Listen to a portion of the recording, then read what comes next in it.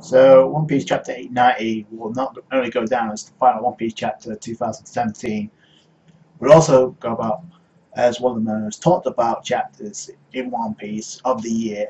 Mainly speaking because of the feats of the Straw Hats, and I'm saying feats because they were. Straw Hats were going to have to do something. I honestly thought this was going to Chuck was Sanji was going to come in to save the day, but no, it looks like they're saving that for 2018.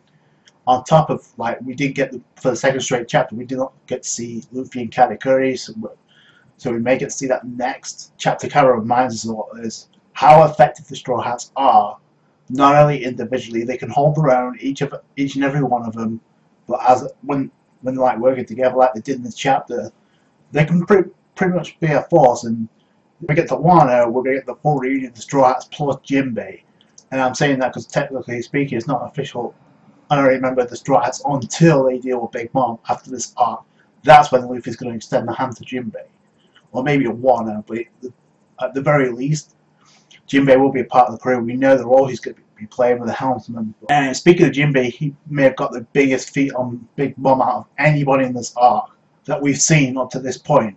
Each crew member in the whole kit and even Chopper may end up getting a power boost. It looks like Nami got a power boost by the end of this chapter. So Big Mom's looking for the wedding cake, obviously. Jinbei tells her it's not here yet, so she's like, okay, so Cognok, summons Napoleon, and Napoleon looks more menacing than we've ever seen. So she comes down with a Cognok attack. Jinbei uses Kogoragi and uses Almond Hockey. I think he's able to defend the initial strike, but they get sent flying with a shockwave, which sends him into the ocean, which after that, you pretty much knew that Jinbei was going to do something, but still, that was some beastly power from Big Mom. So, and I say that because after this chapter, I pretty much went online, and it didn't take 5 minutes for somebody to post like, "Oh, Big Mom's already in the weaker tier because of this. Her new moves make it a weaker." No, that's not the case, and I think this is another reason why I kind of appreciate this chapter, and something I've been saying on this channel, not only about One Piece, but also Dragon Ball. When it comes to the fan, I think fans usually fight solely on power alone, which is not always the case. So then you got Nami saying, "Yo, stop it, Big Mom," because she was literally going to smash into the room where Carrot was, and she's obviously knocked out. And I'm kind of curious what Carrot would have been able to do had she been in a Sulon form. Technically speaking, and she's got some speed. And given what Jinbei did, I'm pretty sure Carrot would be able to do something. So initial strike again. This time Nami and Chopper dodge. Then Big Mom tries to grab Nami. Chopper comes in, actually shields Nami, which I thought was kind of cool. Then here comes the shockwave from the middle of the ocean all the way to Big Mom, and this is where I think people are going to get mixed up because it's like, oh, okay, so Big Mom's technically taking some damage from the Straw Hat, so that means she's weaker in this form. No, because the moment she got drenched in water, remember her hair was on fire. With the water attack, it covers not only Prometheus but also the hair of Big Mom, which puts her out. Which may, in fact, because actually technically, isn't she a what? On top of that, isn't she a Devil Fruit user? So didn't that weaken her a little bit? So that's Exhibit 1. Exhibit 2 is elemental speaking. It's going to work anyway. But that did not stop Big Mom, and this is where Jinbei comes in with the Fishman Karate technique, and then uses a punch, and actually forces Big Mom off the Sunny. So that's the biggest feat in this arc we've seen against Big Mom. It's amazing how much, and the other thing that's actually amazing to me is how much damage the Sunny the 1,000 Sunny could actually withstand. Because if that had been the Go Murray, just think about what would have happened.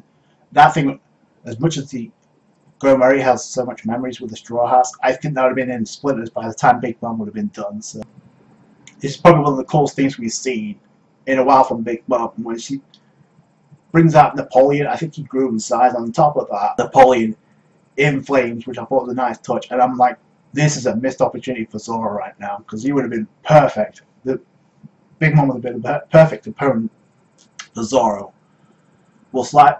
So she's going to slice the Sunny. Nami was thinking about, okay, manipulating Zeus again, but instead Zeus said, no, I'm not falling for that. That's what was thought was Nami instead ended up zapping Brook, but because he doesn't have any flesh, is it pretty much able to stand the thunder attack from Zeus, which I thought was kind of cool. And then we actually get a reference to when Big Mom fought Brooke.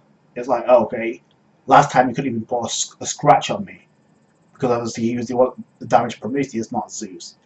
But boy, was that some type of foreshadowing, because when Big Mom tries to attack again, the MVP of this arc, humming arrow notch slash, and you think he's going to go for Big Mom. No, he goes right for Zeus, cuts him in half, and Big Mom loses a foothold. And if Big Mom falls into the ocean, which is his double fruit user, that would have been the end of it. And that's an attack from Brooke. Brooke kind of reveals from the start we were aiming for Zeus. So Zeus gets cut in half, and then you see the thunderclouds from Zeus coming around, surrounding Big Mom. She gets struck by Nami's climb attack, Thunder Tempo, so that was kind of cool. Like I said, as a team, they did some major feats in this chapter. Even though she got shot, she still obviously, by the end of this chapter, was like chasing after them. But that obviously slowed Big Mom down initially.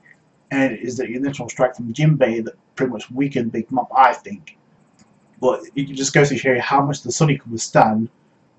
And on top of that, how effective the Straw Hats are when they're working together. And that's not even the full Straw Hat crew. And on top of that, you have none of the Monster Trio there. So you got two who are considered to be the weakest Straw Hat members. By the way, I don't think there is a weak member, a weak tier in the Straw Hats anymore, especially after this chapter. And Nami looks like she literally stated to Zeus, hey, you want to be, I'm not asking, but do you want to become my slave, or do you want to end up being killed off? So I think, and technically speaking, does that mean Zeus is an honorary member of the Straw Hats now because of this chapter? And Nami may just gain a major power up for Wano.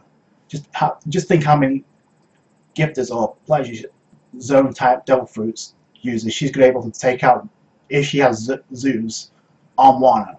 So I don't think there's going to be a weaker tier in this Straw Hat crew after this arc. The crew that is considered to be the weakest and not getting them a spotlight like Brooke is putting in the work in this arc. So, like I said, this will go down as probably one of the most talked about chapters in One Piece, and also obviously the final chapter of the year. Big Mom still gave him chase, and this is the cue, I think, for Sanji to come in and pretty much save the day and stop Big Mom. The question I have now is, what happens after? Because it's clear as day that Big Mom is going to revert. She's either going to revert into base mode from eating that wedding cake from Sanji, or she's going to get knocked out, kind of like, because remember, Capone and the cooks last week, and the chefs last week, just got knocked out from eating part of the cake. What happens when Big Mom eats the full cake? And given the state of mind she's in, will that actually kill her? So I don't know. I don't think it's going to end that way.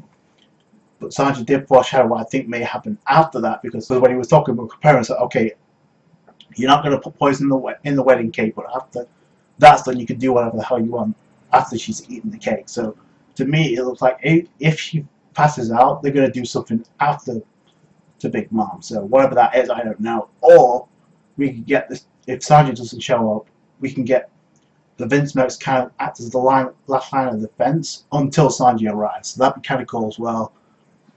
By the way, speaking of which, where the hell was Smoothie in all this? I know she's in it next to a fleet of ships, and Daifuku we saw in the previous chapter. So Carrot's still out of commission. I still would like to see what Carrot could have done if she's in the Suwon mode against Big Mom.